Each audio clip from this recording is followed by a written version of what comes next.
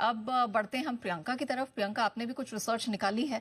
दवा का एक स्टॉक तो आशीष ने सामने रख दिया, अब आप बताइए आप किस पे फोकस कर रहे हैं? तिलक नगर इंडस्ट्रीज के लिए भी अगर आप देखें इस क्वार्टर की जो उनकी रेवेन्यू रहे, मार्जिन्स रहे, प्रॉफिट रहे, वो ऑल टाइम हाई पर रहे थे। इनफैक्ट किस लेवल पर अब आप अप्रैल में अगर आप तो ये जो लोएस्ट लेवल इनका चला गया था 19 टाइम्स पीई हो गया था, वहां से जो पिछले कुछ क्वार्टर्स में एक रफ्तार पकड़ी है स्टॉक ने, अब 29 के ऊपर की पीई हो चुकी है इनकी। सबसे बड़ा रीजन है इनका जो इस क्वार्टर के जो रेवेन्यूज आए, प्रॉफिट आए, 146% रेवेन्यूज में जंप था।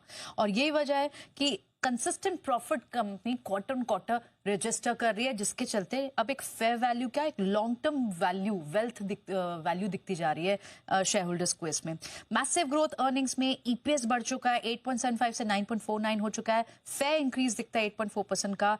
मुनाफे में जिस तरह का जंप दिखा है उससे अब एक लॉन्ग टर्म वैल्यू दिख रही है इन्वेस्टर्स को। इसलिए तिलक नगर इंडस्ट्री शायद अगर लोग भूल गए थे तो उन्हें फिर से पिछले कुछ क्वार्टर से याद दिला दिया है अर्निंग्स ने। हम देख रहे हैं स्पेस की काफी कंपनियों में कुछ नए लॉन्चेस भी होते हुए दिखाई दे रहे हैं, लेकिन तिलक नगर इंडस्ट्रीज क्योंकि स्पेसिफिकली हम इसकी बात कर रहे हैं, तो बताएं सनी सर, कैसा मूड मिजाज आगे रहेगा और अगर कोई इसमें पैसा बनाने की सोच रहा है तो क्या करें?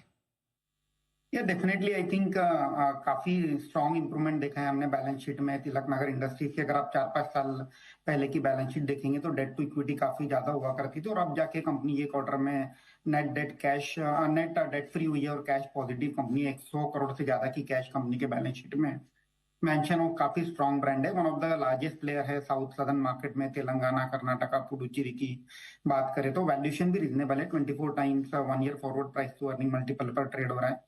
मुझे लगता है कि 400 के प्राइस टारगेट से स्टॉक को अप्रोच किया जा सकता है।